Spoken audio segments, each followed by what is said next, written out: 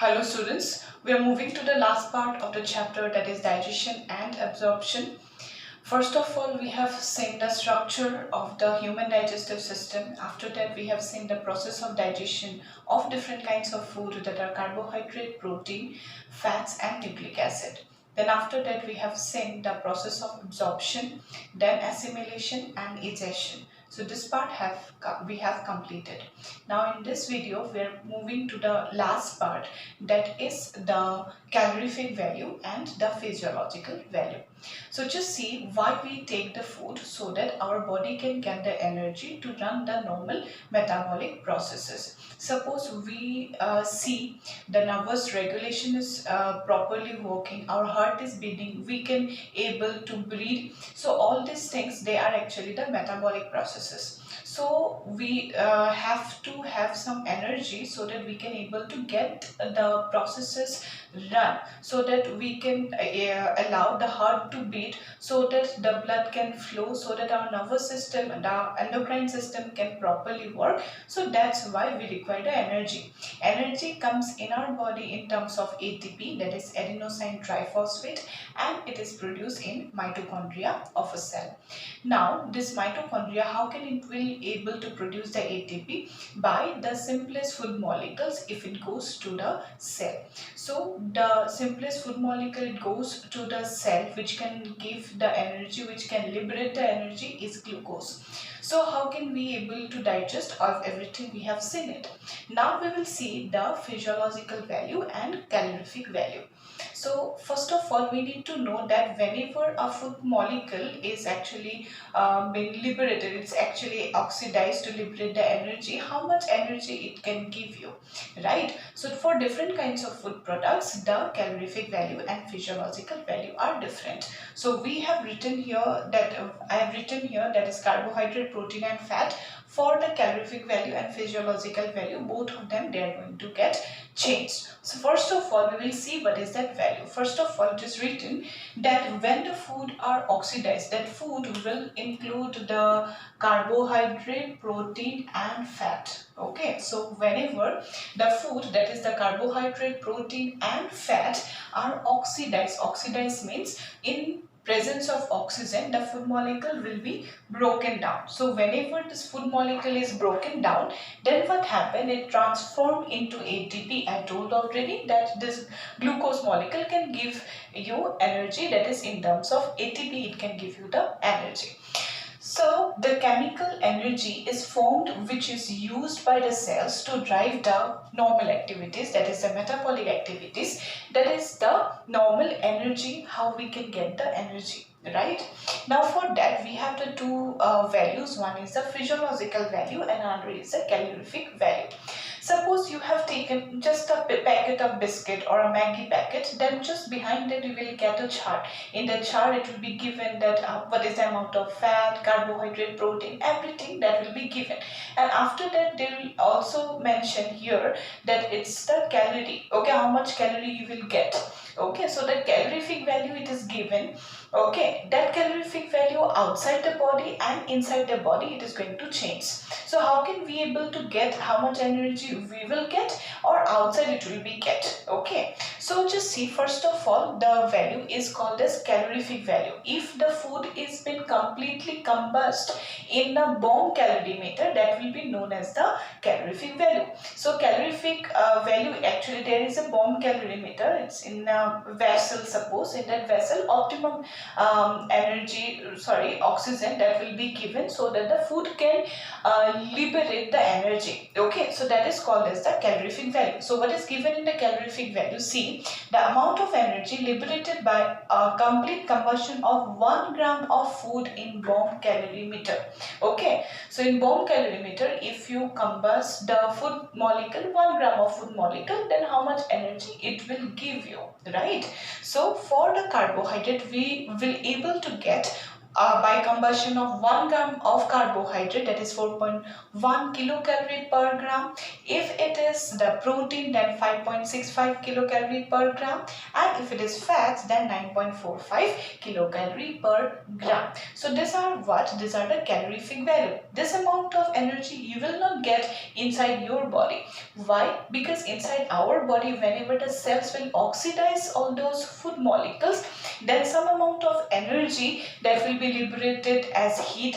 Second thing, the oxygen that will vary person wise, the state wise. State means wherever you are living. If you are living in a high altitude, if you are under the sea, or if you are in the plane, then yes, the oxygen can vary, and this will also hamper the liberation of energy. So how much energy will be liberated inside your body, that will depend on different factors. Oxygen is also a factor, age is a factor, then the health of the individual, sex of the individual, male or the female, that age wise everything will matter. Okay, so it will vary person wise. So let's just see what is the physiological value. So what is the physiological value? The amount of energy liberated in the body by the nutrients, then this is called as the physiological value. Obviously physiological value will be less than that of the outside, that is the calorific value. Calorific value will be obtained inside a bomb calorimeter, where the optimum oxygen will be given,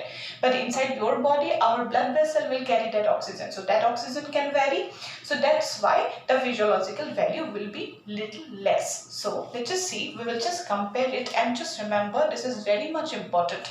Calorific value and the physiological value, they are actually comes in your exam. Okay, so calorific value in case of carbohydrate is 4.1 kilocalorie per gram, but if it is a physiological value, it's the 4.0 kilocalorie per gram. If it is a protein, then 5.65 kilocalorie per gram is the calorific value, and same, that is 4 kilocalorie per gram is the physiological value. If it is for fat, then calorific value is 9.45 kilocalorie per gram, and if it is physiological value, then it is 9.0 kilocalorie per gram. So here you can see the calorific value and physiological value. These are going to be very much important. Which one will give you more energy or less energy? Remember, fat is going to give you maximum energy, and carbohydrate and protein, that will give you the same amount of energy if it is a physiological value. Okay, so if it is carbohydrate and protein, it can give you 4.0 kilocalorie per gram, and if it is for fat, then it will give you 9.0 kilocalorie per gram. So after that, let's just move to the next part, that are the different diseases.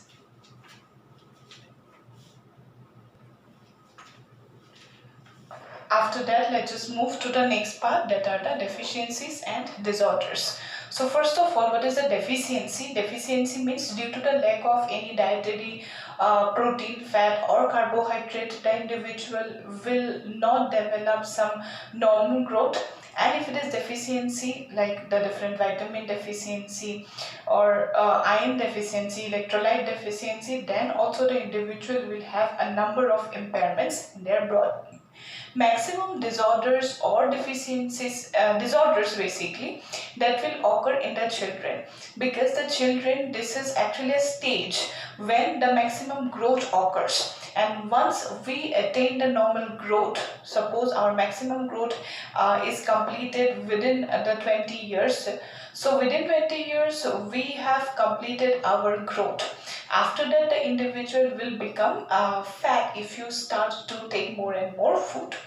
So what happened? First of all, right from the birth up to 6-7 years, the body will grow in a huge scale.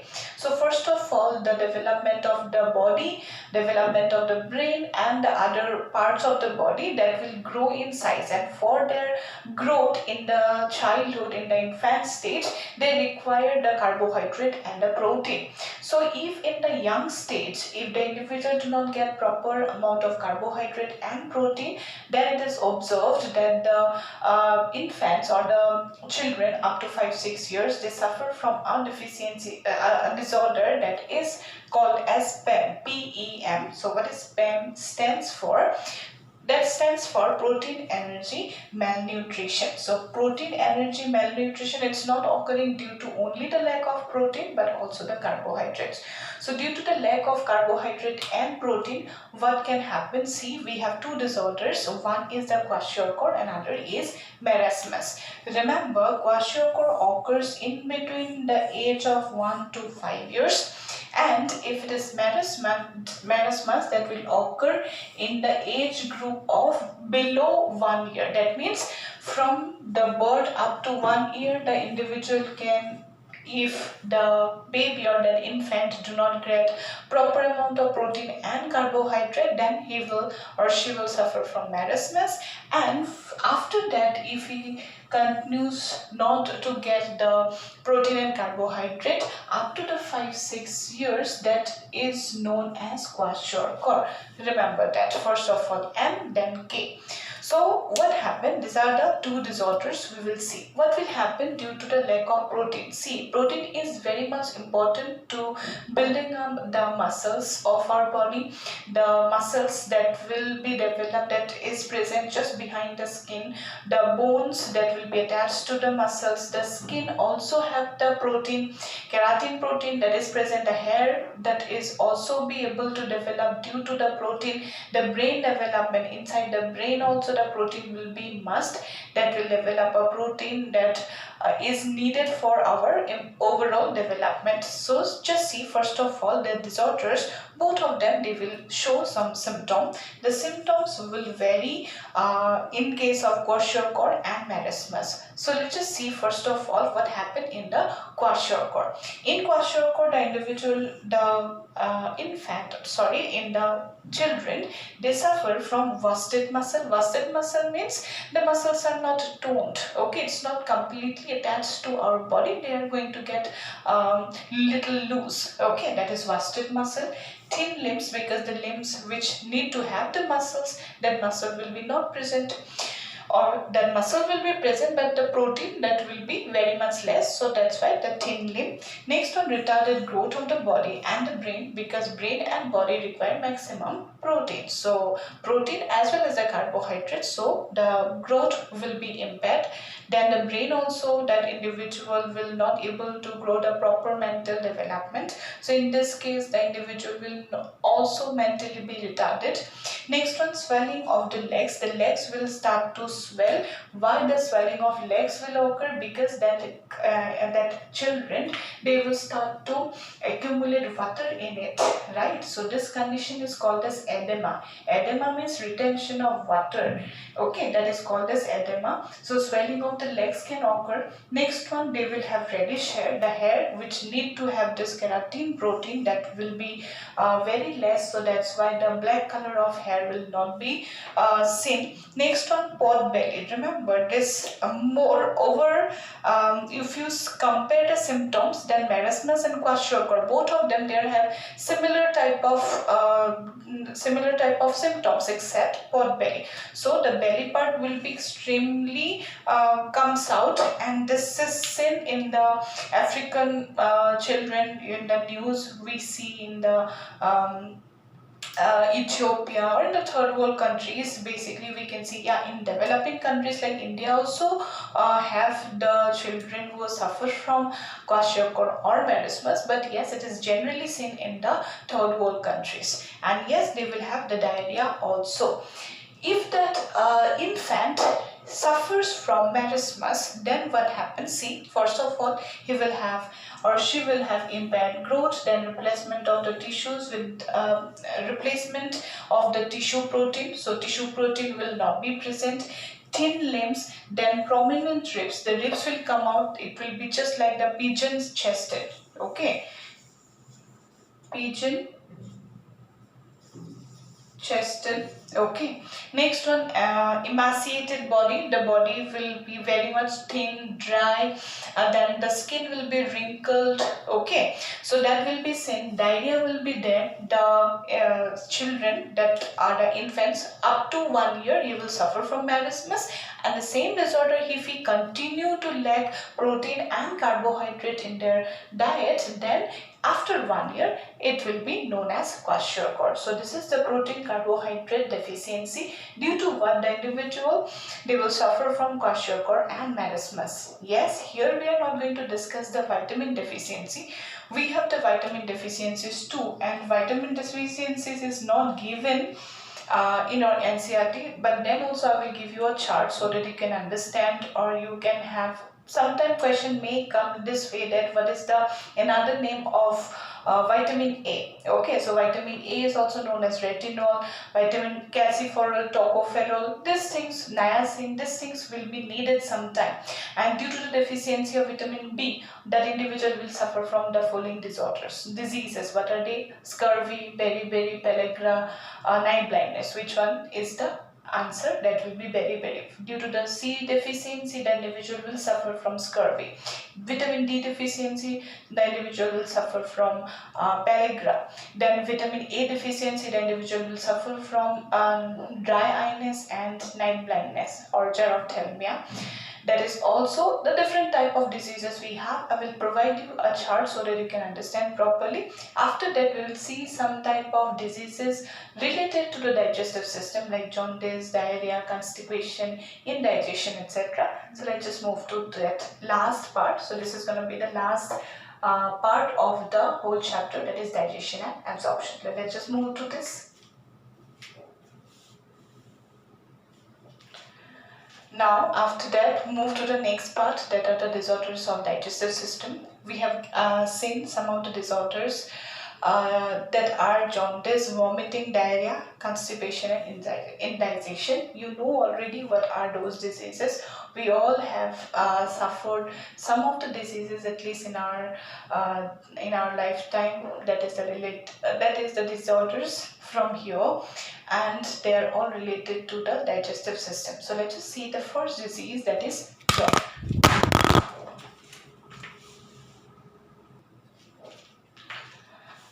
So the disease is jaundice. So what happened in jaundice? The liver is affected due to any of the infection by the pathogen.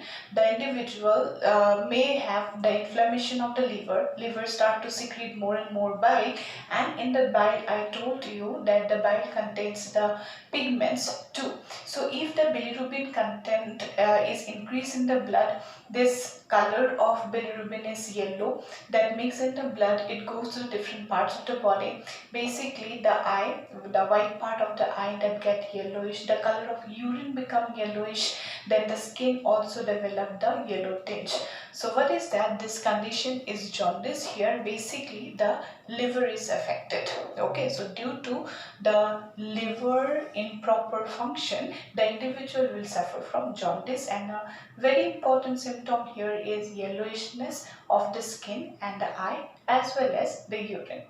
Next disease, that is vomiting. So remember that vomiting, why this is happening? Suppose that individual have the dizziness or nausea. In that case, the things present, the food present in the stomach, that is by action, reflex action is coming out of our body, that is from the mouth, that is developed by one center, that is the vomit center, that is present in the medulla oblongata, that is present in our hindbrain.